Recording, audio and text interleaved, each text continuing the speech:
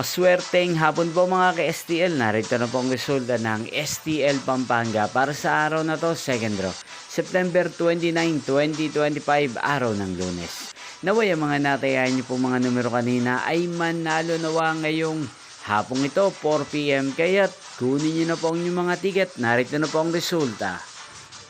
Ang mga numerong nanalo sa STL Pampanga ngayong hapong ito, September 29, 2025, 4 PM. Second draw result, 8 at 8 or Pompiang 8. Again, 8 at 8. At ngayong hapong ito sa STL Pampanga din po i-shoutout si Kuya Resty ng Pampanga. Shoutout po sa inyo Kuya Resty, sana po ay nasa maayos kayong kalagayan.